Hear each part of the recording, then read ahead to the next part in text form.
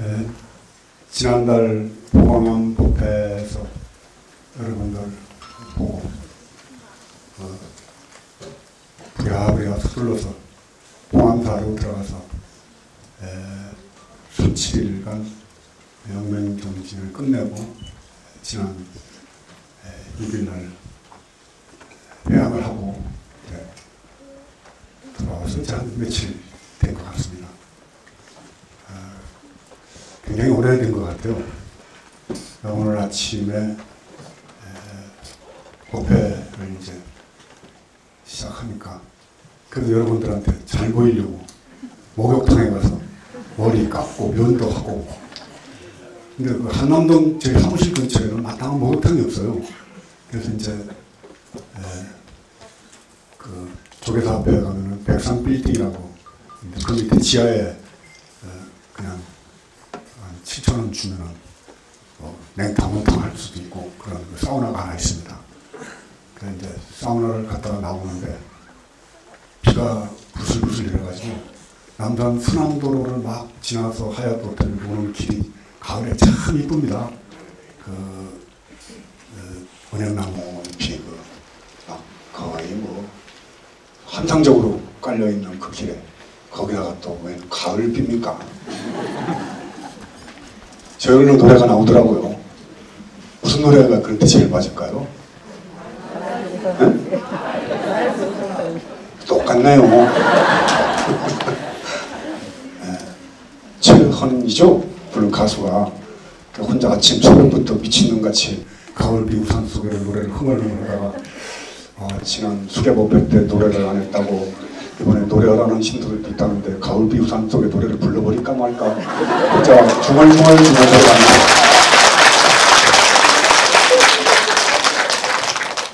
그 노래 참 좋잖아요. 그리움의 눈처럼 쌓인 거리를 나 혼자 걸었었네. 그러다 나중에는 가을비 우산 속에 이슬 맺히네. 가을 그러면은 이제 곡식을 수확하는 그런 그 계절. 또 가을 하면은 얘기하잖아요. 천고마비다. 말은 살찌고 하늘은 높다. 또 독서의 계절이다. 사색의 계절이다. 조락이라고 그러죠. 툭툭 떨어지는 나뭇잎을 바라보면서 인생의 허무, 무상함, 덧없음, 그 여름에 봄에 뾰족하게 새 흙바닥같이 솟아서 올라왔던 그 잎새들이 점점 펄해지면서 여름에 시퍼렇게 녹음을 자랑하다가 이제 입추가 지나고 입동이 지나고 가을이 되면서 노랗게 물들다가 드디어 이제 이 겨울을 앞두고 툭툭 떨어져서 땅바닥에 뒹구는 모습을 보면서 결국 우리 인생도 또한 그와 같지 않은가. 그와 같죠. 시간의 차이만 있을 뿐입니다.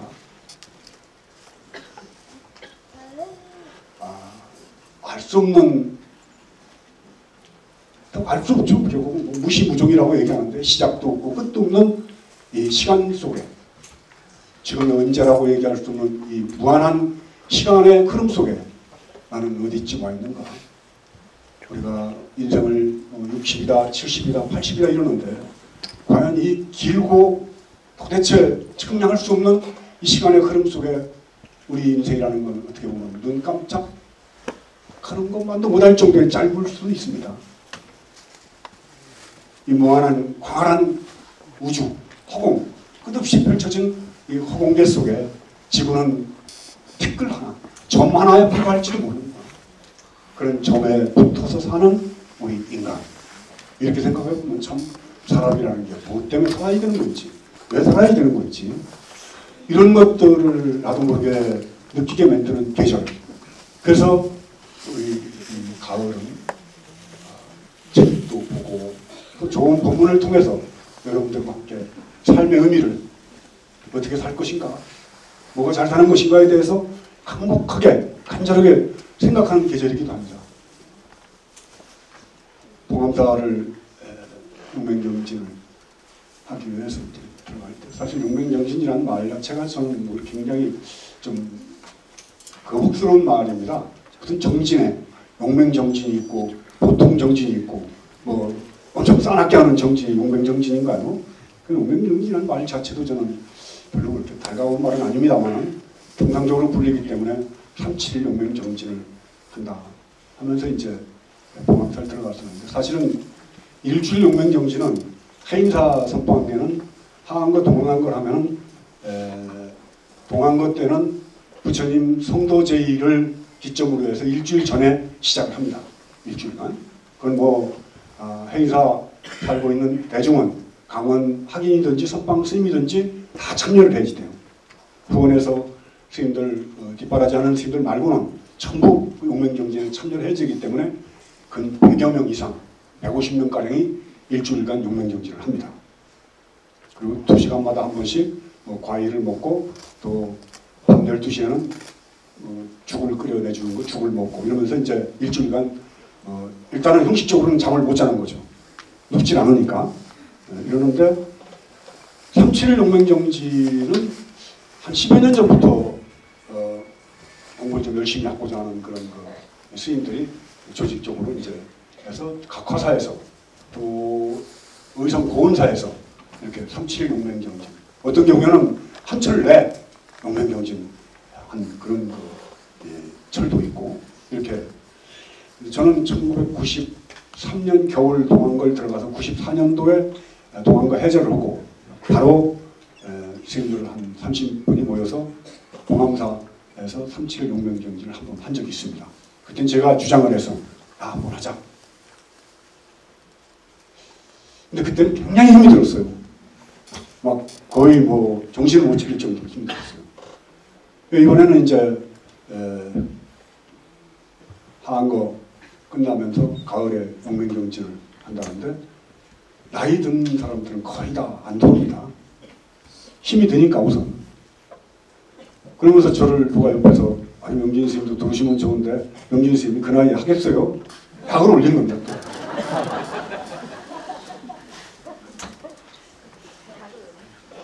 아니야, 가을에 들어올 거야. 근데 전부 다 그 말을 안 믿었다고 해요. 서울에 대통령 선거도 앞두고 또 뭐 여러 가지 활동도 많이 하는데 과연 하한거 끝내고 나갔다가 바로 또 용맹정진으로 3.7을 도겠냐? 그냥 해본 소리다. 근데 제가 떡하니 들어간 거예요. 그 돌아가 놓으니까는 이제 정말 3.7일간 잘 할 건가? 가다가 자동차 가다가 퍼진다고 그러죠? 그냥 안 가고 서버리는 거. 그런 현상들을 들어요. 하여튼 형식적으로는 일단 3.7일간 잠을 안 자는 겁니다. 그리고 저녁 6시에 이제 5시에 공연 끝내고 나서 1시간 정도 10분 뭐 하고 있다. 6시에 입장하면 6시부터 7시, 8시, 9시, 10시, 11시, 12시, 1시, 2시, 3시, 4시, 5시 반까지 스트레이트로 11시간 반을 앉아 있어야 돼요. 이게 이제 기가 막히는 거예요. 보통 선방에서 정진을 하면은 2시간씩 앉거든요. 오전 8시부터 10시까지. 또 아침 3시부터 5시까지 새벽에. 오후에 2시부터 4시까지. 저녁 7시부터 9시까지. 8시간 정진을 기본 그냥 정진 시간으로 합니다. 근데 조금 더 하고 싶어 하는 사람들은, 앉고 싶어 하는 사람들은 아침에 7시, 8시에 앉는 걸 7시로 당겨서 1시간 더 늘립니다. 그리고 저녁에 7시에 앉는 걸 6시로 당겨가지고 10시간을 보통 요즘에는 많이 앉아요. 그리고 조금 더 열심히 하는 사람들은 9시에 안 자고 10시에 자고 3시에 일어나는 거를 새벽 2시에 땡겨 일어나서 4시간만 잡니다. 그렇게 해서 14시간을 하는 경우가 있습니다. 그걸 가행정진이라고 해요. 더할 가짜. 더한다, 정진을.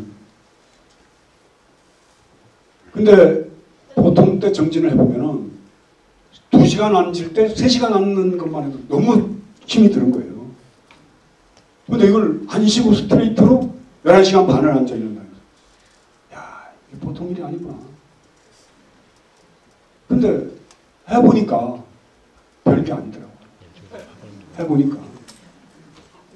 그리고 12시까지는 6시간이죠. 12시까지는 별로 문제가 없어요. 근데 12시부터 4시까지가 이 눈꺼풀이 쏟아져 내려오는데 이게 뭐 사람의 의지로는 도저히 견딜 수가 없는 거예요. 그때 이제 10분간 포행 시간이 있지 않습니까? 50분 하고 10분 포행을 하는데 10분 포행 시간에 3.7 용맹정진 입제를 놓고 일주일 동안은 그래도 포행을 도는 사람들이 있어요. 그 일주일 지나고 나면 그 포행 시간에 전부 뒷방으로 가서 쓰러지는 거예요. 그때 가서 쓰러지고 싶은 유혹. 왜 안 그렇겠어요? 잠깐이라도 눈을 붙이고 싶은, 허리를 땅에 대고 싶은 유혹. 가서 누웠겠어요? 안 누웠겠어요? 네? 안 누웠을 것 같죠? 누웠어요. 못 견디겠더라고. 근데 이 눕는 게 얼마나 기가 막히냐면은, 저는 방을 하나 따로 쓰니까 제 방에 가서 누우면 돼요. 합판엘 스님들은 큰 방에 여럿이 있으니까 큰 방에 가서 단체로 눕기 때문에 그 중에 누구 하나만 있다가도 큰 방에서 지대방까지 내려가는데 한 2분 걸립니다. 다시 올라오는데 2분 걸리니까 타임은 5분에서 6분이 남는 거야. 그 타임, 그 시간만 돈으로 있는 거예요, 다. 근데 그 시간 안에 1시에서 2시 사이, 2시에서 3시 사이에 잠이 안 든다는 보장이 없습니다. 그냥 거기서 잠이 들면 그냥 떨어지는 거예요, 그냥. 못 일어나는 거예요. 못 일어나면 어떻게 돼요? 큰 방에 죽비를 쳐서 보행 시간 끝나고 쭉 앉아있는데 웬 어간에 큰소리 땅땅 치고 잘난 척을 명진 스님이 자리에 없는 겁니다, 이게. 그럼 어떻게 해요? 1년을 돌고 금책을 돌던 스님이 내 방으로 날 찾으러 오겠죠. 그럼 찾으러 오는데 끌려가가지고 앉아야 될 거 아니야. 이건 무슨 쥐망치입니까? 쥐망치. 그러니까 나는 누워있어도 잠이 들면 안 돼요. 그럼 잠이 안 들려면 누워있는데 잠깐이라도 눈을 붙이고 있어야 되거든. 눈을 붙이고 있으면서 깜빡 잠이 들었다가 2, 3분 안에 일어나서 3, 4분 안에 일어나가지고 큰 방으로 가야 되는 그 과정이 일주일 지나고 나서 2주 동안을 11시 지나서 이제 좀 힘드니까 방에 누워있다가 다시 올라갔다 이런 반복하면서 한 번도 실수를 한 적이 없다는 거예요. 그래서 제가 사람이라는 게 사람의 의지라는 게 굉장하구나. 3, 7일 잠을 못 자는데 12시에서 1시, 2시, 3시, 4시까지 그 사이에 내 방에 가서 쉬면서 눈 감고 누워요. 일단은 허리를 땅에 대고 싶으니까 누워있다가 그 5분 안쪽까지 쉬었다가 물론 잠이 듭니다. 깜빡 잠이 들 때도 있는데 바로 옆에 큰 지대방에 합한 스님들이 이제 한 20명, 30명 있다가 오후로 나가니까 물소리가 들릴 거 아니에요. 그 물소리를 듣고 나도 벌떡 일어나서 같이 따라 나가게 되는 거예요. 그게 가능할 것 같아요. 난 내가 너무 대견스럽다. 용맹정진 하면서 그 10분 시간, 그 쉬는 시간에 가서 자기 방에서 토너 있다 일어난 것도 자랑하는 스님. 이건 감당을 못하는 거죠, 이제. 그렇게 37일 하고 나니까 남는 게 이제 있어야 될 거 아니에요. 네? 뭐가 남냐 말이에요. 공부. 저는 그러한 공부가 과연 우리 실질적인 공부하고 어떠한 그런 도움이 되는가. 제가 해제 37 용병전 끝나면서 제 주변에 같이 있던 스님들한테 아니다. 용병전이 아니다. 못 쓴다. 용병전이 하는 동안에 희덕거리고 지대방에 앉아가지고 음식 먹어가면서 뭐라고 시부렁거리고 앉아있고 내가 여러 차례 잔소리를 했는데도 안 고쳐지더라고요. 결국은 용맹정진이라는 그러한 매너리즘이랄까요? 그런 데 빠져버린 거예요. 3, 7일 동안 앉았다는 자부심, 또 했다는 이런 거. 저도 물론 아주 흐뭇해요. 3, 7일 동안 대중과 함께 지낸 거에 대해서. 물론 실질적인 이익이 없는 건 아닙니다. 그러나 과연 3, 7일 동안 용맹정진을 한 것이 나의 실제적 공부와 얼마만큼 도움이 되는가? 별로. 실로 우리의 이 공부는 순간순간을 놓치지 말아야 된다. 순간순간을. 제가 말씀을 드렸죠. 여기 마음이 허공이다. 마음이 부처다. 허공이 부처입니다. 그렇죠? 허공이 되게 하기 위해서 어떻게 할 건가? 마음이 허공같이 텅 비어진 그런 상태를 만드는 거.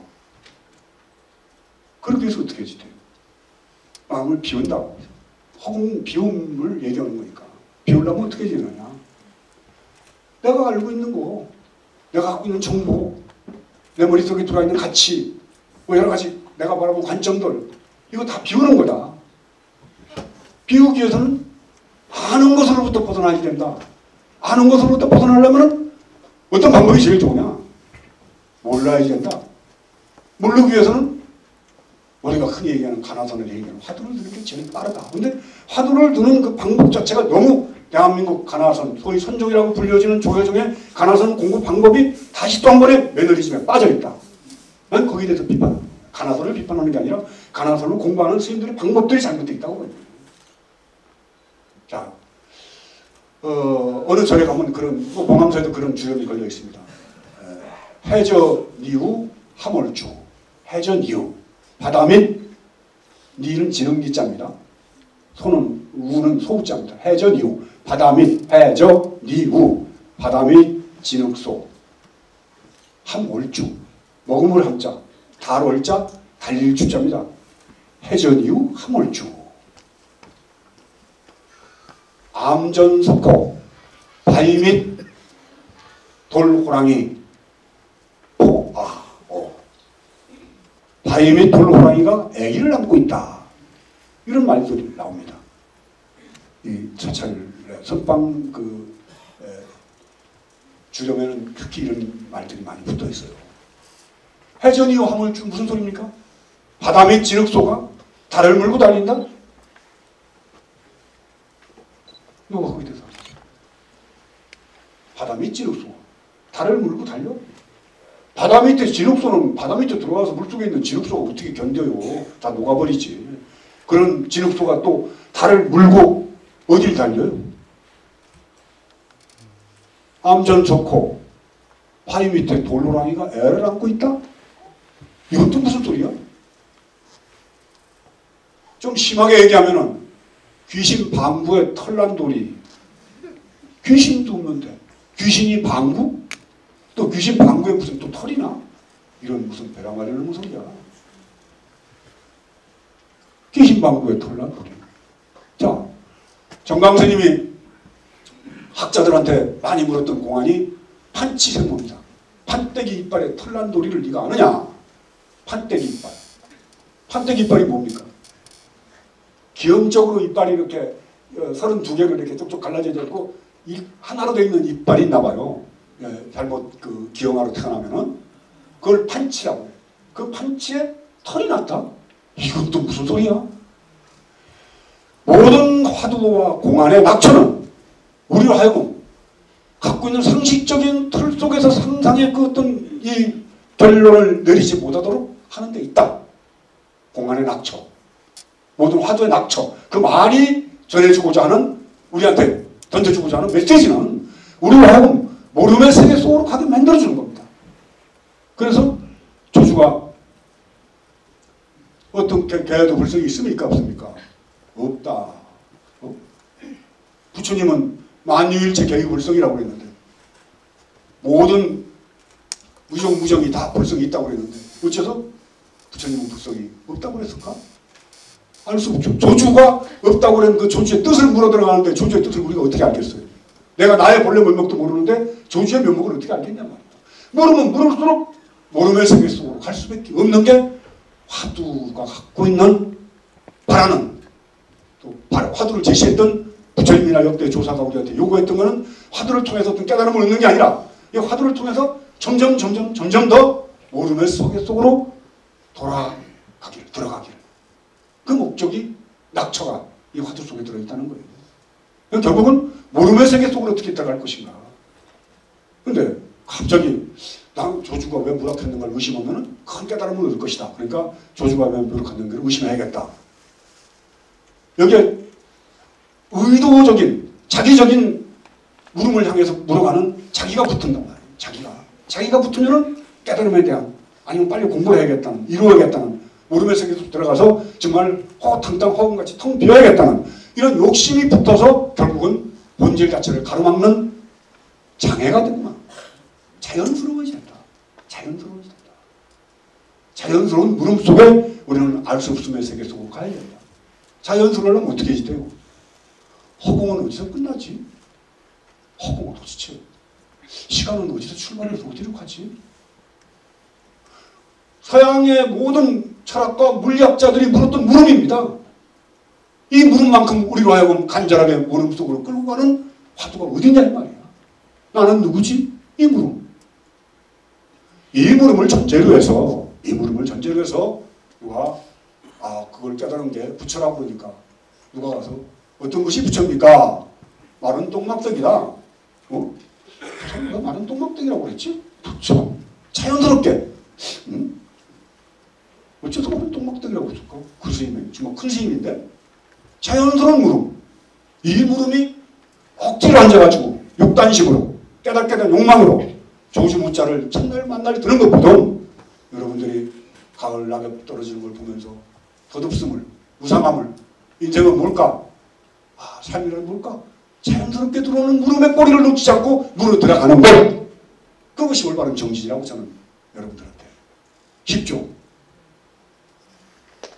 이게 정신이에요. 주자리 부르면 안 돼. 억지로 지어서 참선, 화두, 깨달음, 용맹정진. 이따위 것들이 전부 다 사실을 우리가 가고자 하는 길을 장애하는 장애물이 되고 있다는 거죠. 자연스러워질 때. 꼭 앉아서 좌복에 앉아가지고 뭐 단전에다 힘을 주고 호흡을 하고 이게 아니고 소파에 앉아서 전철을 타고 가면서 그렇지. 뭘까? 순간순간 하루에 10분을 여러분이 나는 뭘까를 물으면 10분 동안 여러분들은 허공이 된 겁니다. 허공은 뭐라고 그랬어요? 부처님이라고 그랬죠? 텅 비어져서 호호탕탕 무에 걸림이 없어. 10분 동안 부처님이 된 겁니다.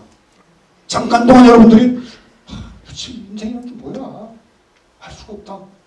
잠깐 1초 동안 부처님이 된 거예요. 또 1시간 동안 앉아서 그 알 수 없는 물음에 몰입되어 있었으면 1시간 동안 여러분은 부처님이 되어 있던 겁니다. 그러나 끝없이 다가오는 본래 우리가 갖고 있던 중생의 업력으로 빚어진 관점들로 비롯돼서 생기는 욕심들, 사물을 보고 판단하는 판단들, 정보들 이런 것들이 끝없이 물밀들이 들어오는 거예요. 들어올 때마다 우리는 부처의 세계에서 중생의 세계로 다시 가는 겁니다. 부처의 세계에서 중생의 세계로. 그러나 부처의 세계를 맛본 사람은 어느 땐가는 기어코 결국은 24시간 내내 알 수 없는 물음 속에 내 마음을 비워놓고 사물을 객관적으로 바라볼 수 있는 안목을 얻게 된다 이거죠. 부처님이 보리수나무아래서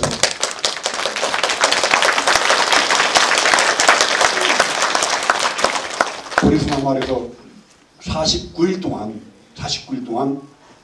별별 난행 고행을 다 하시다가 결국은 알 수 없는 이 무릎의 세계 속으로 몰입해 들어가신 겁니다. 꿈속에서도 잠속에서도. 그래서 결국은 동정이력, 동정간에 내가 몸을 움직이거나 뭐 아니면 이런저런 사유를 할 때도 항상 알 수 없음을 바탕으로 해서 사유를 한다 이거죠. 알 수 없음을 바탕으로 해서 판단을 내리고 그 판단을 통해서 내가 행동하고 결정한다. 그게 자비입니다. 자비가 남한테 무조건 베푸는 게 자비가 아니고 참으로 객관적인 판단 속에서 내가 행하는 행위는 경우에는 사람을 주목으로 한데 쳐도 자비입니다. 잘 모르고 하는 보시. 저래다 갖다 돈 잔뜩 갖다 바쳤는데 그 중이 그 돈 갖고 가서 저 엉뚱한 데 가서 쓰고 그러면 그게 보시가 될까요? 안 되죠. 그런 걸 판단할 수 있는 지혜를 얻기 위해서 우리가 정진하고 공부하고 깨달음을 향해 나가는 거다 이거죠. 그래서 이 전신보교의 마음이 허공이다. 진도를 좀 나가야죠 그래도. 지난번에 무심히 도다 여기까지 했죠.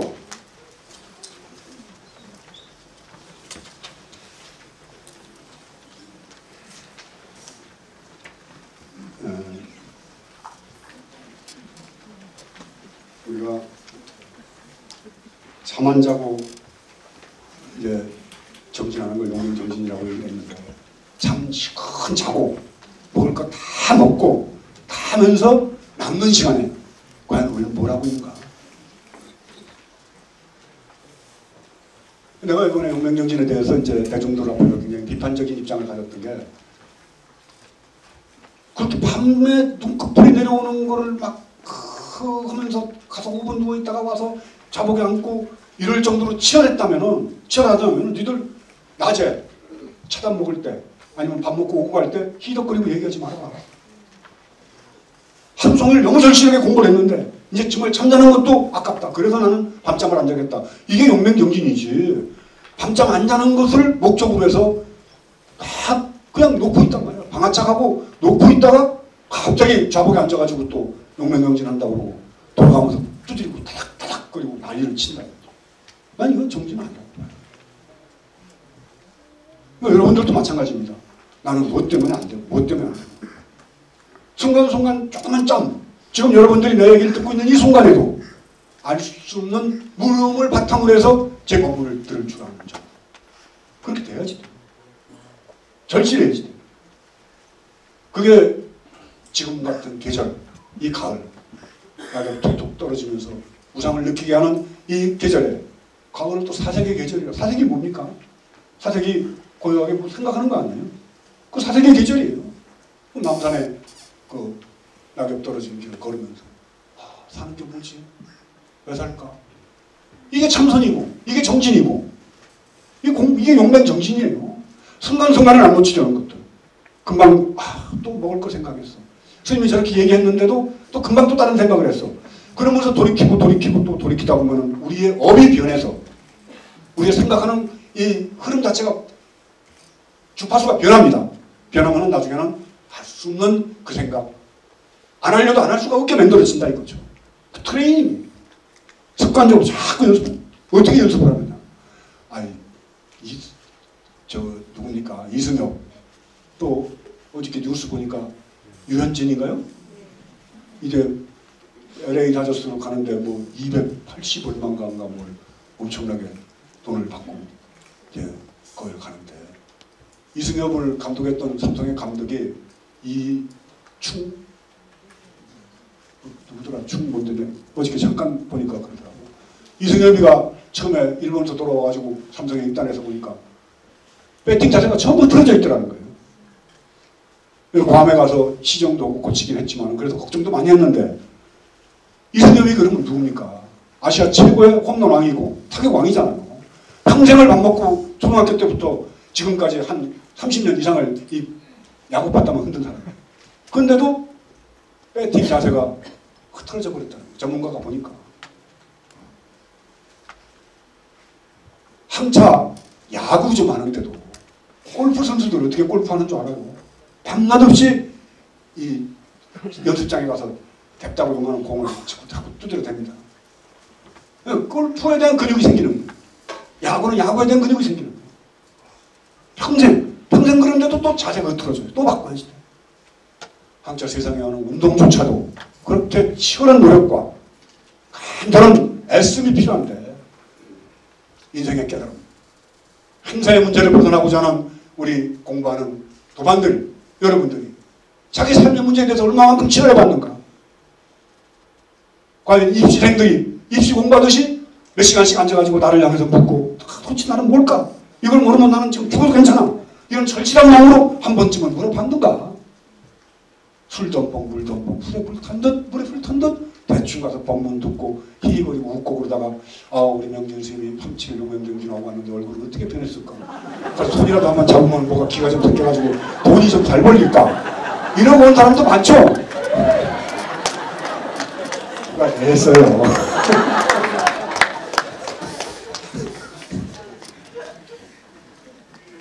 그래서는 안 된다 이 말이에요. 물론 뭐 저를 보고 가는 분들이 다 저를 보고 나면은 막 뭔가 에너지가 생기고 즐거워지고 기뻐진다. 전 그 소리 들을 때마다 뭘 그런 걸 가지고 그래.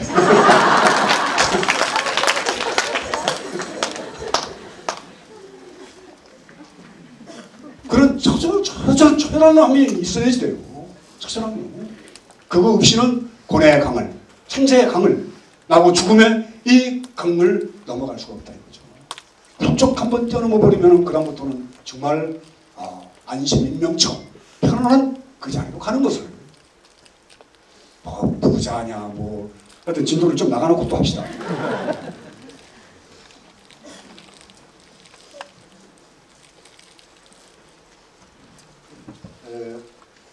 세 번째 장 근원이 청정한 마음인데 이건 제가 중간중간 띄어서 읽겠습니다.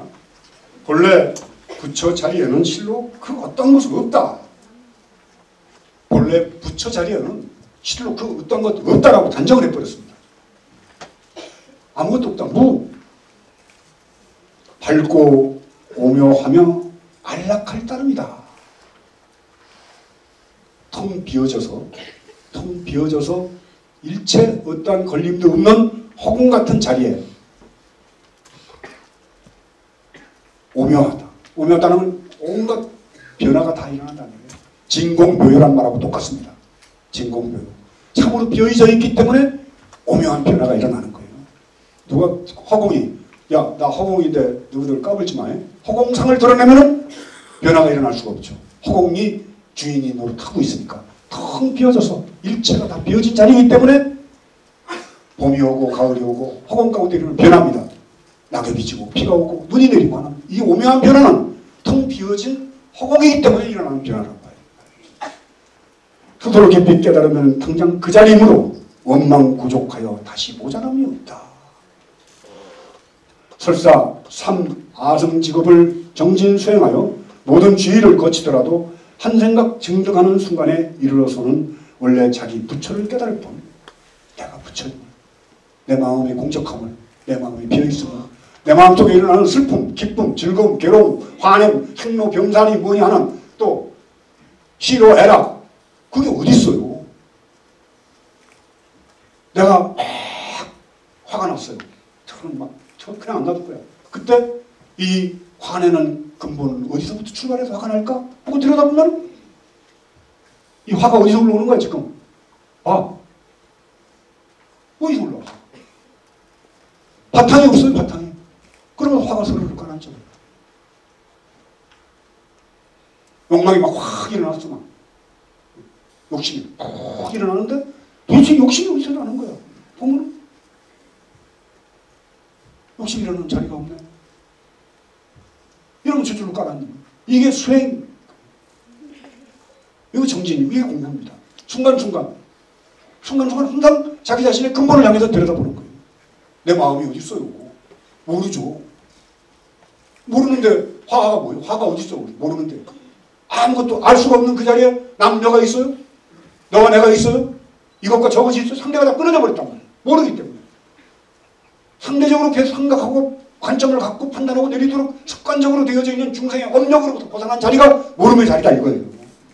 모름의 자리로 가는 가장 손쉬운 방법은 나는 누구일까? 허공은 어디서 끝날까? 시간은 어디서 출발할까에 대한 물음을 통해 얻어진 그 알 수 없음 속에 들어있다는 거.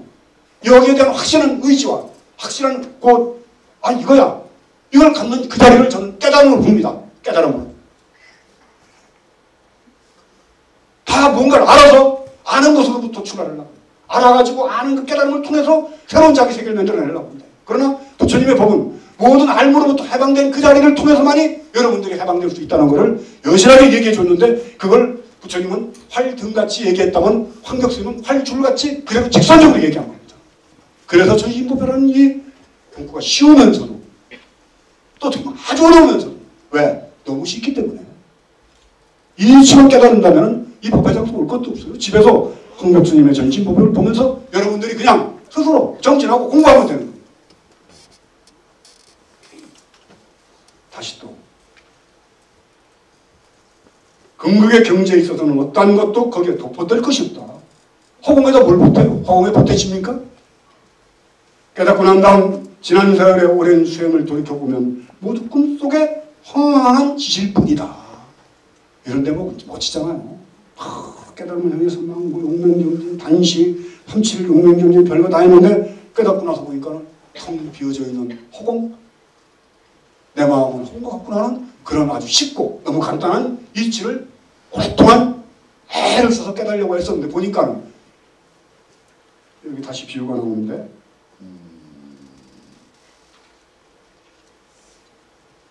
여기 나옵니다.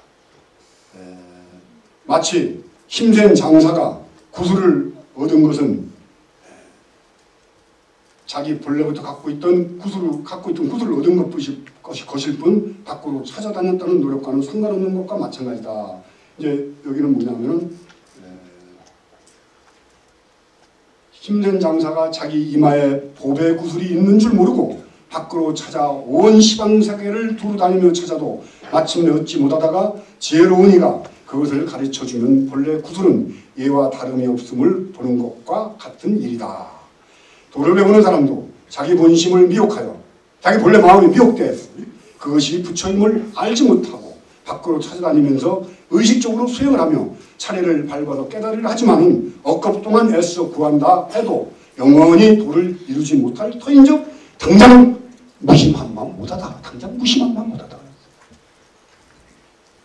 그런 말 많이 나오죠. 파랑새를 찾아서 온 산을 헤매 돌아다녔는데 집에 돌아와 보니까 파랑새가 집에 있더라.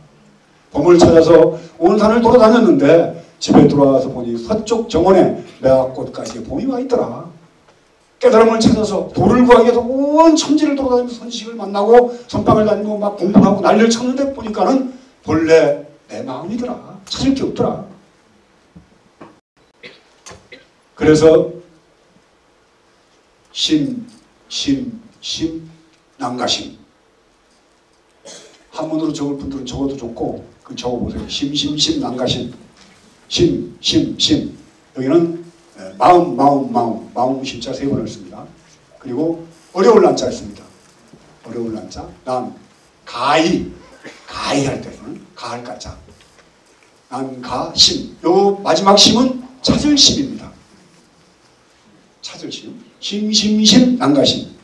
이게 달마 혈맹론에 나오는 구절입니다. 달마 스님의 혈맹론에 나오는 얘기인데 이 번역을 어떻게 하느냐에 따라 가지고 그 사람이 갖고 있는 견처, 관점 이거를 확연하게 드러내줍니다. 설봉스님이라고 아주 법무사에 계셨던 오래된 도인스님이 번역을 해놨는데 그 번역해놓은 게 뭐냐면은 마음 하는 마음이여 가히 찾기 어렵구나 이렇게 번역을 했어요. 마음 하는 마음이여 가히 찾기 어렵구나. 제가 27살 때 어느 도인 스님이라고 소문난 스님한테 가니까 이 심시지심 난가심 토를 떼라. 3년을 제가 그 대답을 못하다가 3년 후에 가서 제가 대답을 했어요. 근데 지금 생각해도 정말 난 타고난 것 같아. 이런 생각.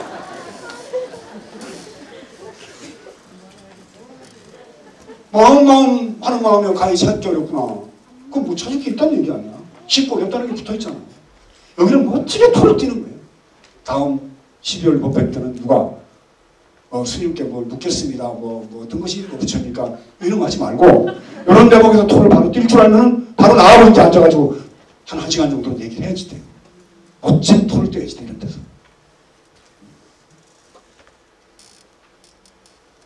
예를 들면은 금강경에 보면은 응무소주 이생기심이라고 되어 있죠.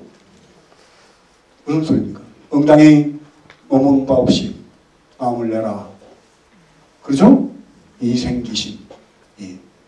응무소주 이생기심. 응당히 머무는 바 없이 마음을 내라. 전 그동안 딱 듣는 순간 야, 머무는 바가 없는데 어떻게 또 마음을 내냐. 발음을 해야지 돼요. 발음. 머무는 바가 응무소주 와 있네. 이생기심.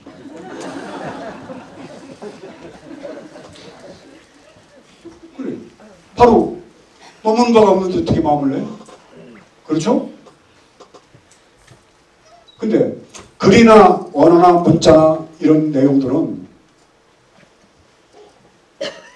표현할 수가 없어요. 그 우리 텅 비어진 허공 같은 이 마음을 언어 문자로 표현할 수가 없기 때문에 언어 도단처, 말길이 끊어졌다. 글로는 표현할 수가 없다. 심의 무물이다. 적심 시불이다. 말로는 안 돼요. 표현을. 근데 어떻게든 해서 전달하기 위해서 말로 표현해야지 돼요. 말로 표현하다 보니까 허물이 생겨요. 말로 표현한 허물. 그 허물을 잡아내는 거예요. 부처님의 말씀은 그 허물을 딱 잡아내야지 돼요. 내가. 그래야지만이 부처님도 어이구 저놈의 눈깔이 좀 열렸구나. 어느 큰 스님이 얘기를 했어. 큰 스님이 얘기했으니까 무조건 큰 스님 정말 그렇고 싶어. 이게 아니야. 저 큰 스님 말하는 걸 어디에서 턱을 잡아가지고 큰 스님을 목을 쳐버릴까. 평생을 그러고 다녔어요. 그래서 평철 스님이 법문한다고 법상에 올라갔는데 저걸 어떻게 하면 내가 한번 해낼까? 아니야. 이거는 갑자기 일어나서 물으면 꼼짝을 못하겠지. 그래서 법상에 올라가자마자 바로 벌떡 일어나가지고 성찰의 목을 한 칼에 썼다. 죄가 몇 건이나 되는가? 이게 제가 29살 때입니다. 근데 성철 스님이 그 법상에서 오랜 세월 동안 법문하면서 왜 나 같은 사람이 한 사람만 있었겠어요? 수없는 그런 도전을 받았겠지. 그러니까 그 응구척대가 엄청 빠른 거예요. 제가 그런 법상 밑에 앉아있다가 지금 선용 스님 같이 앉아있다가 벌떡 일어나가지고 인사절도 안 하고 스님의 목을 한 칼에 쳐서 그러면 지 목을 한 칼에 쳤다니까 화가 나겠지. 화가 나면 지는 거야. 이 싸울 때도 화가 나면 지거든. 그 상대방을 화를 나게 만들어야지. 그래서 물어봤더니 백골연상이다. 나는 그런 대답이 나올 줄 몰랐어요. 백골이 연상이다. 근데 저는 출가해가지고 뭐 이런 그리고 뭐고 알지 보지 않고 내 마음 깨달으면 된다고 선방에 갔기 때문에 이 백골이 연상이란 말을 처음 들어본 거예요. 거기서 예? 백골이 연상이 무슨 소리예요? 그러니까 이제 당신은 뭐 임자 만났죠. 그러니까 저놈의 새끼 말이야. 어? 저 새끼 큰날 때부터 전선했다고 그러고 알았다 하고 돌아다니는 저 사기꾼 놈의 새끼 말이지. 아이고 사기치고 다니나 이놈아. 막 퍼부되는 거예요. 마이크는 당신이 잡고 있고 나는 마이크도 잡고 있고. 이것이 당하는 거지. 한 몇백 명 모인 대중 앞에서 아주 온풍지게 한번 당했어요. 그런 거예요. 부처의 허물을, 조사의 허물을 잡아내는 눈 밝은 수자. 눈 밝은 신도가 되어야지 됩니다. 따라가고. 그래서 장부자유 충천기, 장부에게 충천하는 기운이 있으니 불향열의 행체이나 열애를 한 그 뒷길을 따라서 밟지 않겠노라. 얼마나 멋져요. 네? 장부는 뭐예요? 눈이 열린 사람, 깨달은 사람, 내 마음의 호감 같은 걸 알아챈 사람은 열애가 간길, 석가가 간길, 뭐 무슨 미륵이 간길 안 따라간다. 내 길 내가 간다 이 말이야.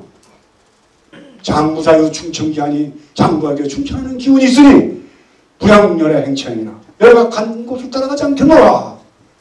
난 이 불교가 너무 좋은 거예요. 그런 사람잖아요. 뭐 아버지 하나님이시여 저의 죄를 용서해 주시오. 이게 아니에요. 석가? 이거 언제적 석가요? 내가 석가보다 더해. 이게 불교의 핵심입니다. 여러분 모든 개개인마다 마음속에 여러분들이 부처가 있는 거예요. 여러분이 이 세상의 주인인 거예요.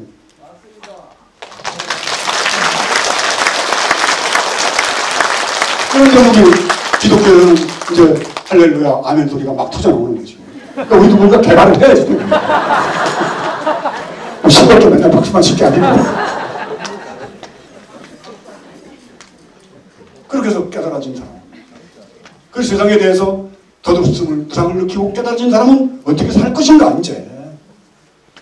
자, 여러분. 우리가 다 부자 되려고 그러죠? 네? 다 부자가 됐으면 좋겠죠, 대한민국이? 모든 사람이? 가능할까요? 아니요. 왜 가능하지 않을까요? 여러분들 중에 뭐 잘 사는 분도 있고 못 사는 분도 있겠지만 대체적으로 여러분들이 만약에 지금의 재산과 지금의 월급과 지금의 갖고 있는 집을 갖고 방글라데시로 이사를 갔어요. 예? 무지무지한 부자입니다. 그래요? 방글라데시 가난한 인도에 저 불가촉 천민들이 사는 동네로 이사를 갔습니다. 근데 거기 가가지고 마티즈를 하고 요새 조그만 차 그걸 끌고 다녀요. 이건 재벌입니다, 재벌. 냉장고도 있어요. 선풍기도 있어요. 김치 냉장고도 있어요. 인도에 불가촉 천민이 사는 동네로 만약에 여러분들이 이사를 가면 여러분들이 보통 한국에서 아이고 난 가난하다고 하는 분들 좋습니다. 한 달에 뭐 200만 원밖에 못 받는다고 칩시다. 그거 가지고 방글라데시로 갔어요. 그럼 재벌급이 되는 거예요. 그렇죠? 그럼 부자의 개념은 어디 있나요? 상대적 개념이에요. 상대적. 아무리 부자가 돼도. 부자가 리치죠? 영어로. RICH죠? 왜? 에? R이야, I야. I지? 이 말의 근원이 렉스입니다. REX입니다. 렉스. 렉스는 왕이라는 뜻이 있습니다. 군왕, 왕. 부자는 왕입니다. 부자는, 왕은 누가 필요해요? 신하가 필요하죠. 국민이 필요하죠. 왕은 부릴 사람이 있어야지 돼요. 부자도 부릴 사람이 있어야지 돼요. 부자가 되면 운전사도 있어야지 돼요. 또 정원사도 있어야지 돼요. 집안에 밥 해주는 파출부도 있어야지 돼요. 다 있어야지 돼요. 근데 모든 사람이 부자가 돼? 그럼 모든 사람이, 여기가 이 빈부의 차이. 빈부의 차이, 이거는 경제의 문제가 아니라 권력의 문제가 되어버립니다. 가진 자와 가진, 부리는 자와 부림을 받는 자. 모든 사람은 부자가 될 수가 없어요. 경제성장이 아무리 된다 하더라도. 경제성장이 뭡니까? 대량 소비, 대량 생산, 대량 소비입니다. 대량으로 생산해서 대량으로 소비하는 거예요. 경제성장이 그런 거잖아요. 그러면 지구의 자원은 고갈이 돼 있어요. 이제 다 말라가고 있습니다. 그럼에도 경제성장을 해야지 돼요? 자꾸 더 성장하고 더 많이 파내고 그래서 자꾸 없애버려야지 돼요? 경제성장의 논리, 이걸 갖고 세상을 편하게 만들겠다고? 이제 지혜롭게 세상을 바라볼 줄 아는 사람, 정말 부처님의 눈으로 연민의 마음으로 이 인류로 생각하는 사람, 정말 진정한 불다. 정치적이지 않을 수가 없습니다. 경제에 대해서 모를 수가 없어요. 사회적 관계에 대해서 눈을 안 뜰 수가 없어요. 이게 자비입니다. 다 편해요. 자, 지금 나가서 수돗물 먹는 사람 누가 있어요? 사 먹어야지 돼요. 물 생산하면 생산성이 높아지니까 대한민국의 생산성이 높아지는 거예요. 물을 사 먹으니까. 콜라 먹어야지 돼요. 그냥 맨날 못 먹어요. 그게 좋은 세상으로 가고 있어요, 지금? 얼마 전에 매체를 보니까 고등학교 때까지인가요? 사교육비가 뭐 1억이 든다, 2억이 든다 이래요. 사교육비가. 몇 천만 원은 보통 들어가는 거예요. 그러면 교육도 대물림이 돼요. 돈이 없으면 교육을 못 시킵니다. 자식 교육. 가난과 교육이 1980년대만 하더라도 어떻게든지 해서 돈을 팔고 뭘 팔고 해서라도 자식을 대학을 보내면 출세가 될 수 있는 길이 어느 정도 열려있는데 지금은 거의 힘들죠? 그럼 빈부의 격차는 점점 심해지고 경제 성장이 되면 될수록 빈부 격차가 심해지면서 갈등 심해지는 거죠. 그런 사회가 어떻게 올바른 사회가 이제 앞으로 남은 우리 이 인간들이 이 사회를 바라보는 정말 깨어있는 사람들이 바라보는 세상은 어떻게 하면 좀 더 갈르고 나누고 그렇게 해서 좀 더불어 같이 사는 세상으로 만들어 나갈 것인가에 대한 고민을 해야 된다 이거죠. 저는 여러분들도 잘 아시다시피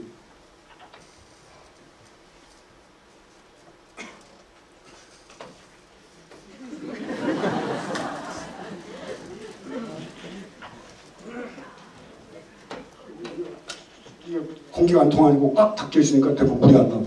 대부분 보고 열고 딱 이거 얼마나 지혜롭게 공기가 막혀서 안 나오는구나.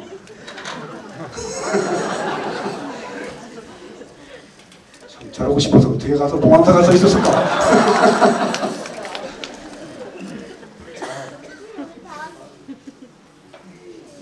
여러분들도 다 아시다시피 2007년 이명박 정권 당선되는 그 선거를 기점으로 해서 엄청나게 제 인생도 굴곡이 심했고 또 여러분들 가슴속에 참 아픔도 많이 줬고 눈물도 많이 흘리게 했고 2010년인가요? 보건소에서 나오던 날 3월 6일 날 참 법회 끝나고 나오면서 여러분들 눈물 속에 그러면서 보건소를 떠났던 그날 아직 기억이 생생합니다. 그런 그 아픔, 세월 이런 걸 견뎌오면서 참 여러분들 주변에서 저를 끔찍이도 걱정했던 분들이 저러다 다치시는 건 아닌가. 저렇게 안 했으면 좋겠는데 좀 조용히 계시면은 뭔가 좀 달라질 수도 있는데 그런 간절했던 눈빛들 다 알아요. 제가 모르고 그러는 것도 아니고. 그러나 저는 MB 정권의 욕망의 시대, 정말 욕심으로 욕망을 해서 뽑아놓은 대통령, 결국은 그저께인가요? 보니까 특검팀이 청와대 경호처 압수수색 들어간다고 그러더라고요. 근데 제가 벌써 1, 2년 전에 청와대라고 그러면 안 된다. 거기는 범죄 소굴이기 때문에 청와굴이라고 해야지 된다. 도둑놈 집단이니까. 근데 거기를 압수수색 해야지 된다고 예언을 했더라고요. 저는 그런 쪽으로 보면은 예언자적인 그런 기질도 굉장히 많은 것 같아요. 형님 먼저 대한민국 거덜을 내고 형님 먼저 감옥 갈 일밖에 안 남았다. 이것도 벌써 2년 전에 예언한 겁니다. 조심하세요.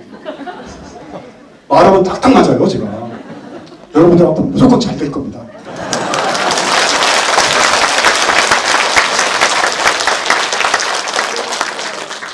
그러다가 이제 끝나가는 이런 세월이 됐습니다. 물론 이곳에는 이제 지금 앞으로 한 달 남짓 남은 대선에서 세 후보 중에 나중에 이제 안철수, 문재인 두 분이 이제 단일화가 된다면 두 사람과 박근혜 후보 중에 한 사람을 선택을 해야지 되는 그런 선거가 다가옵니다. 저는 저한테 오는 분들은 보수 쪽에 박근혜를 지지하는 분들이 있고 또 야당 성향을 지지하는 분들도 있고 그렇다고 생각합니다. 그래서 제가 가급적이면은 그런 예민한 문제에 대해서는 얘기를 어차피 12월 달 다음 달 법회 말고는 그런 얘기 할 기회가 없어요. 그럼 한 가지 여러분들에게 이렇게 상기시켜 드리고 싶은 것은 경제 발전과 또 잘 살아보자라는 구호만 갖고는 이제 더 이상 미래에 대한 희망을 얘기할 수가 없는 세상이 됐다는 걸 여러분들 뼈저리게 알으셔야 됩니다. 좀 더 나누고 좀 더 더불어 같이 사는 세상을 향해서 고민하는 그런 세상으로 가야 돼요. 저는 미디어고 제가 박근혜 대표하고는 특별한 또 인연이 또 있어요. 2007년 대선 때 물론 그때는 오늘 정동영 상임 고문이 안 오셨네요. 그것도 지난 법회 때 참석을 하셨는데 지난번 2007년 대선 때 우리 정동영 상임 고문이 야당 후보로 대통령 출마했는데 그때는 이미 보수 언론과 여러 가지 또 노무현 대통령 때 정책적 실패 같은 것도 있었습니다. 그런 걸 통해 가지고 야권 후보가 대통령이 된다는 희망은 참 희박할 때예요. 그럼에도 불구하고 우리 정동영 고문께서 후보로 출마했다가 좀 애석하게도 이제 떨어지셨는데 지금은 그때하고 좀 분위기가 좀 다릅니다. 그때 저는 최소한도 대한민국이라는 나라가 제대로 되려면 이명박은 대통령이 돼서는 안 된다. 맞습니다. 박근혜가 그래도 낫다. 그래서 법회 때마다 박근혜 대표 지지하는 얘기를 너무 많이 했습니다. 그랬더니 어느 날인가 전화가 왔어요. 동원사 주지 명길 선생님이시죠? 네, 누구시죠? 그러니까 저 박근혜입니다. 그래서 아유 박근혜 의원이 나한테 전화를 왜 합니까? 저는 모르는 사람입니다. 네. 오늘이 8.15에서 어머님 묘회를 들렸는데 스님께서 평소에 항상 저를 응원해 주신다는 말씀을 많이 들었습니다. 어머님이 살아계시면 스님께 고맙다는 인사를 틀림없이 했을 텐데 해서 어머님 대신이라도 고맙다라고 이렇게 인사를 드리고 싶습니다.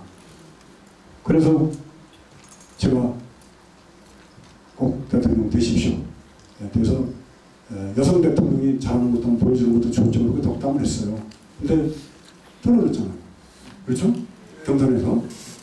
근데 사실은 그때 나라가 좀 되려면은요, 정말 나는 이해가 안 가는 게, 정과라는 게 있을 수도 있습니다. 사람이라는 게. 저도 뭐 집시법으로 감옥을 갔다 왔으니까. 그러나 또 사업을 하다 보면은 여러 가지 법을 위반해서 정과가 생길 수도 있어요. 근데 사기 정과, 또 92년도 국회의원 당선되고 난 다음에 선거법 위반을 했는데 그걸 감추기 위해서 자기 그 사무장을 했던 이 현금 관리했던 사람을 외국으로 도피시킵니다. 해외 도피, 증거 인멸. 이건 학술적인 범죄 행위입니다. 응? 내 말 알아들으시겠어요? 살다 보면은 법 많이 위반하겠죠. 몇 번씩 법을 위반합니다. 그러나 이런 아주 자기 죄를 덮기 위해서 감추기 위해서 은폐하기 이건 용납이 안 되는 민주주의 사회에서는 그런 사람을 우리는 2007년에 대통령으로 만들었습니다. 그 대통령을 만든 게 어디입니까? 그런 사람을 대통령으로 추대해서 만든 데가 한나라당입니다. 새누리당입니다. 거기에서는 박근혜도 같이 책임을 져야 된다고 보는 거죠. 새누리당에서는 대통령을 이번에 출마시킬 수가 없어요. 왜냐하면 저렇게 더럽고 지저분하고 추잡한다고 대통령 후보를 만들어가지고 5년 동안 온 국민의 가슴 속에 피눈물을 흘리게 했기 때문에 그건 안 되는 거예요. 공동적 가치가 우선되는 세상을 만들어 나가야 돼요. 그게 깨어있는 깨달은 사람, 정말 자비심이 많은 사람, 우리 단지부의 회원들이 가야 될 길입니다. 이게. 이 도둑놈의 세상. 어떻게 대통령이 돼가지고 내곡동 사저 부지 매입에 청와대를 압수수색 당하는 지경까지 만들어 이 수치 들어온 꼴을 당하면서도 어떻게 얼굴을 들고 다녀요. 나 같으면 대통령 내놓고 뒤로 물러납니다. 이 뻔뻔함의 시대의 극진 MB 시대 청산해야 됩니다. 그리고 새로운 세상, 정말 인간이 인간답게 사는 세상, 경제발전 이제 더 이상이 아니라 어떻게 하면 서로 나눠 가지면서 행복하게 더불어 사는 세상을 만들어 나갈 것인가. 아까도 말씀드렸죠. 방글라데시 가면 여러분들 전부 재벌입니다. 얼마나 더 부자가 돼야지 돼요? 얼마나 더 많이 가져야지 돼요? 아파트라고 해서 뭐 어디 잘 사는 집에 아파트 가보니까는 들어갈 때부터 누가 와가지고 얘기하고 그 다음에 사람이 내려와서 나를 데리고 올라가야지 올라가더라고. 그게 잘 꾸며는 감옥소 아닙니까? 난 이런 세상 그 집 한번 가보고 기억을 하겠더라고요. 그런 데 사는 분들이 있죠. 왜 점점 세상이 더 무서워지는 세상이 되는 거예요. 편하게 이웃, 공동체, 더불어 얼굴 보고 나누고 하는 그런 게 아니라 개인적으로 전부 결국 어디로 갈까요? 그런 세상에 지역이 따로 없습니다. 나만 생각하는 그런 세상. 긴 숟가락 가지고 내 입에다 밥 넣으려고 그러다가 상대방 눈깔 찌르고 싸우는 세상. 긴 숟가락으로 상대방 입에 밥을 넣어주는 세상이 아니라 내 입에 밥을 넣겠다고 끌어당기다가 상대방 숟가락 건드려가지고 싸움하는 세상. 이런 세상으로 점점 가는 거예요. 이제 그만 차단해야 되는 게 저는 이번 대선이라고 봅니다. 이번 대선 끝나면은 정말 약속합니다. 제가 누가 되든지 간에 정치적 얘기는 난 그만해야겠다.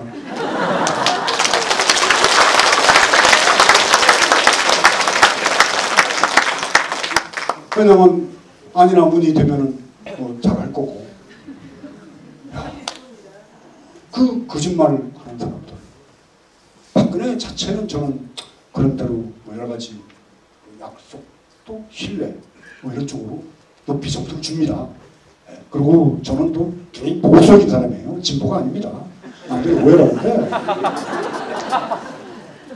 정치 권력도 저는 보수가 권력을 잡아야 된다고 봐요. 지금 한국 사회에서. 왠 줄 압니까?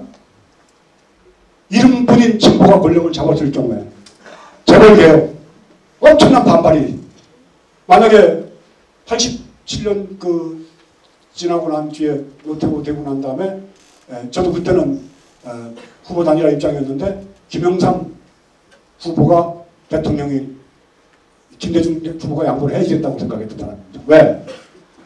김대중 대통령은 감옥에서 책도 보고 공부도 많이 하고 남북 문제에 대해서 통일에 대해서 엄청나게 고민도 많이 했던 사람입니다.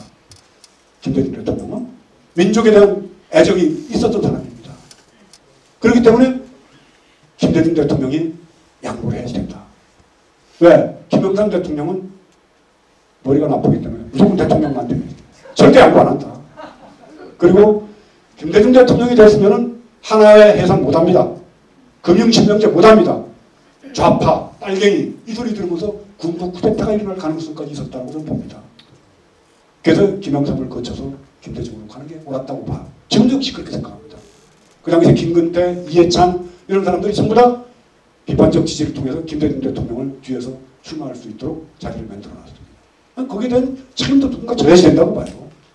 한국 사회가 지금 제대로 가려면 정직한 보수, 거짓말 안 하는 보수, 정말 엄격한 법 집행을 통해 가지고 서민들이 피해 안 볼 수 있도록 세상을 끌어나갈 수 있는 보수가 권력을 잡고 난 다음에 정말 평등,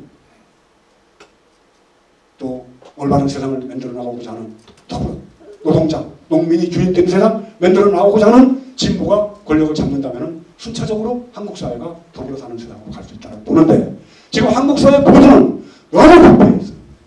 아주 더럽게, 부끄러움도 몰라요. 말도 더럽게 해요. 얼마 전에 김태형도 하는 놈 말하는 거 보세요. 그런 놈이 경상남도 도지사였던 놈이에요.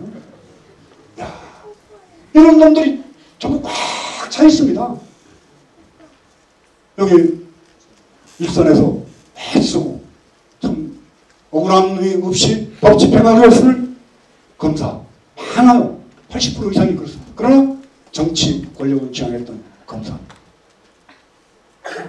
검경 수사권 싸움 때문에 지금 검사 하나가, 부장검사 하나가 뭐 유진그룹으로부터 돈 받아 먹었고 해가지고 지금 수사대상인 거예요. 이런 검사들, 이게 부정부패 원인과 고리가 되는 이런 사람들이 BBK, 또 도곡동 땅 사건, 내곡동 땅 다 그냥 놔둔 겁니다.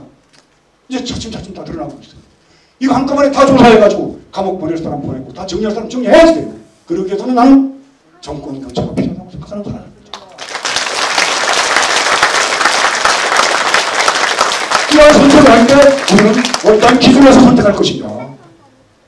내 이익과 내 개인의 욕망과 나와 연결된 어떤 이해관계 속이 아니라 대한민국이라는 땅 위에 사는 일체 중생의 이익과 어떻게 연결되는가? 어렵고 힘든 사람이 어떤 삶을 살 수 있도록 만들어나가는 정치적 풍토가 될 것인가에 대해서 고민하는 거. 이게 보살입니다. 이게 진공 속에 나오는 묘도라고는 저는 말씀을 드리고 싶은 겁니다.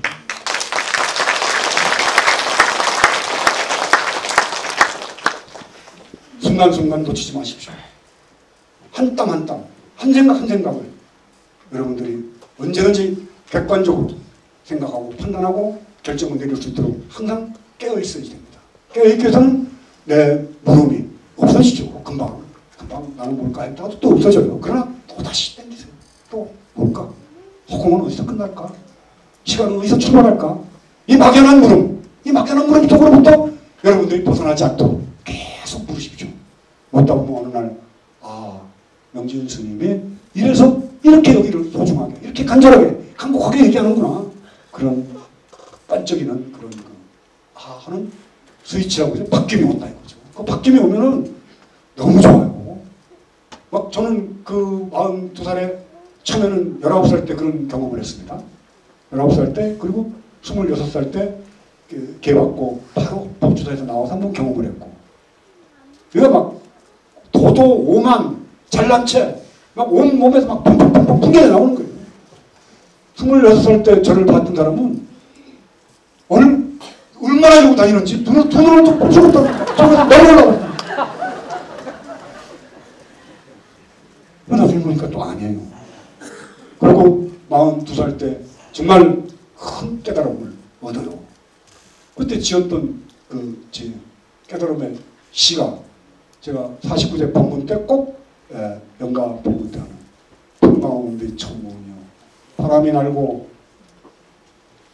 구름이 달려도 풍마 운비 천무은이요, 하늘에는 흔적이 남지 않고, 허공에 하늘인데 천인데 여기다 이제 허공에는 흔적이 남지 않아. 바람이 날고 구름이 나는 바람이 막 갈고 다녀도 허공에는 흔적이 남지 않고, 창랑여성 유어거리라 푸른 파도가 바위를 천년을 와서 부딪히는데 바위에 물이 젖으면은 바위 모습이 더 뚜렷해지죠. 유여고리라 오히려 더 그 모습이 뚜렷하구나. 여기는 뭐 하문조사설에 야시생탄이 있고 다 들어갑니다. 어떤 것이 나고 죽음의 본래 모습인가?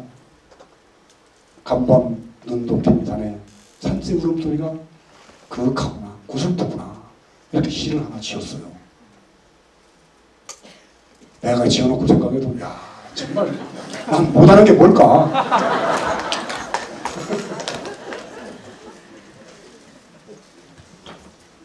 그래놓고는 성암스님 당시 종정일 때, 성암스님 때 딱 맞짱을 뜹니다. 결국은 뭐 성암스님 뭐 내가 이제 늙어서 뒤로 물러날 때가 됐구나. 그래서 달밤에 그때 수경스님이 같이 살았어요. 한 달 됐어. 다 결제한 지 동한 거. 한 달 만에 나는 깨달았으니까 더 이상 선방에 있어야 될 필요가 없다. 다리도 아프고. 걸망을 지고 10월 보름에 결제를 했다가 11월 보름이 또 제 음력 성탄절 아닙니까?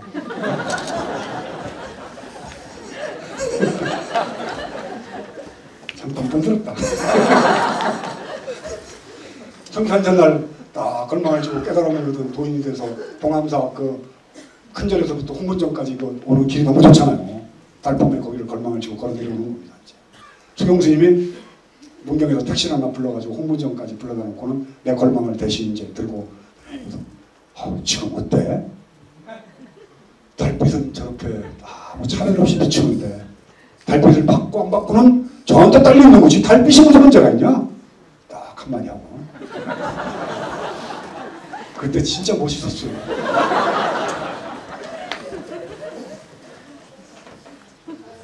그러고 나와가지고 좀 지내보니까 아니구나. 이제야말로 공부가 뭐라는 걸 알았어요. 네?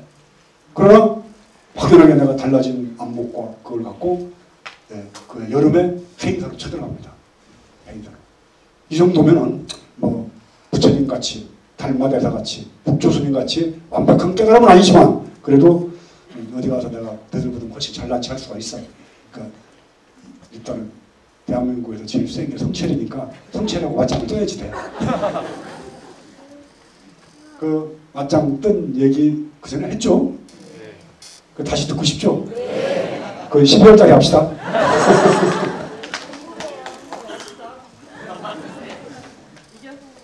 지금 11시 15분인데.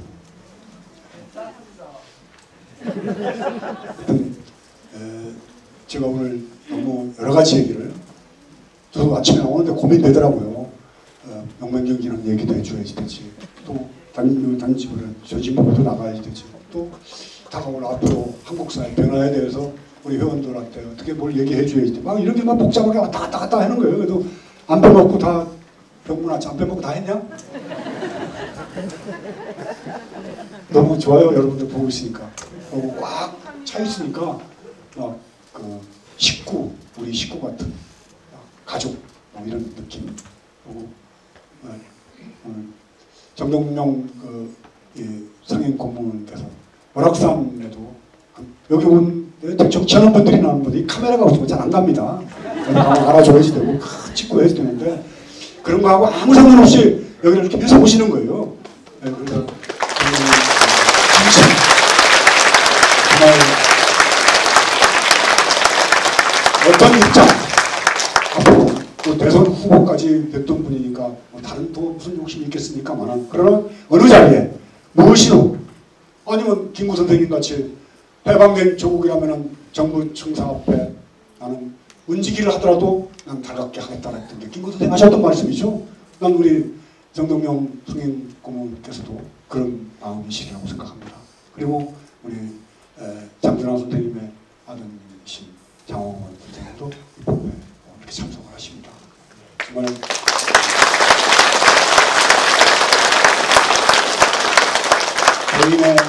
개인의 비극이 아니라 비극적인 그 사건이 아니라 우리 민족이 해결하고 짊어지고 풀고 나가야지 됩니다. 풀고 지나가야지 돼요. 잘못된 사람은 정말 잘못된 거예요. 피눈물 흘리면서 사과를 해야지 돼요. 억지로 마지못해서 여론에 밀려서 하는 사과가 아니라 정말로 억울하게 돌아가신 인혁당 가족들과 또 정말 도저히 이해할 수 없는 의문의 죽음으로 이렇게 돌아가셨던 장군은 그 외에도 많은 사람들에 대해서 지나간 과거의 권력을 잡았던 사람들 그에 관련됐던 사람들이 무릎을 꿇고 피를 눈물을 흘리면서 사과하고 또 피해자들은 그분들을 끌어안으면서 모든 걸 다 용서하고 손을 잡고 나갑시다. 이게 대한민국이 화학과 상생과 더불어 사는 세상으로 가는 그런 첨단 열쇠 고리는 거기에 달려 있습니다. 억지로 마지못해서 그래서 그동안 계속 역사를 과거를 전당포에 맡기자고. 아니, 역사를 맡기자고. 제가 역사가 전당포야. 어떤 얘기도 그런 의미입니다. 진실하게, 진솔하게, 솔직하게. 솔직 앞에 안 무너지는 그러한 독한 사람이 없습니다. 정직하게 대할 때. 있는 대로 다 보여줄 때. 그게 나는 우리 살아가는 삶의 가장 중요한 자기 수행이고, 잘 감추면 안 돼요, 절대. 감추면 언젠간 드러납니다. 감추면 또 거짓말 해야지 돼. 거짓말 감추면 또 해야지 돼. MB 정권이 5년 동안 내내 그래봤어요. 감추고 또 감추고. 비서한테 밀었다가 또 누구한테 밀었다가 모른다고 그랬다가. 사건이 터질 때 바로 이건 잘못됐다. 내 잘못이다라고 얘기해야지 되는데 전부 짚고 밀어요. 밑에 놈들한테. 점점 올라와.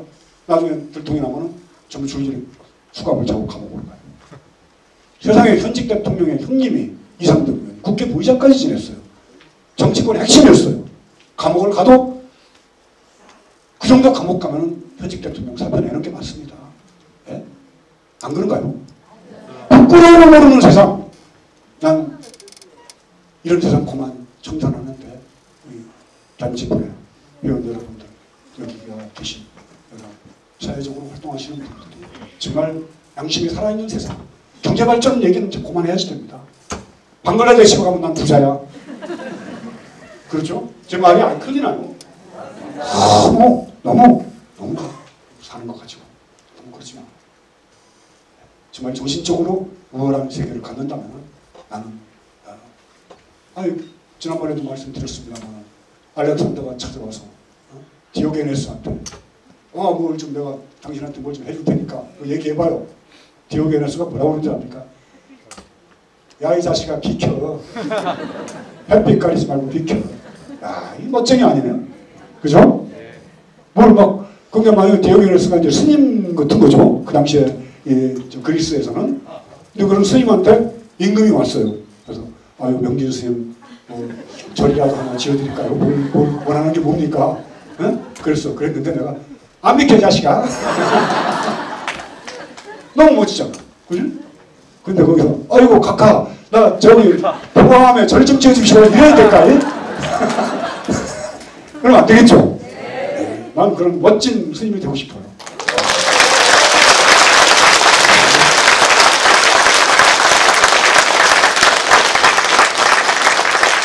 이건 저같이 멋진 스님을 보려고 이 비오는 날 포강함을 올라오기는 여러 단지부의 회원들도 멋진 인생, 멋진 신도, 멋진 회원 저하고 똑같은 저희 동안입니다.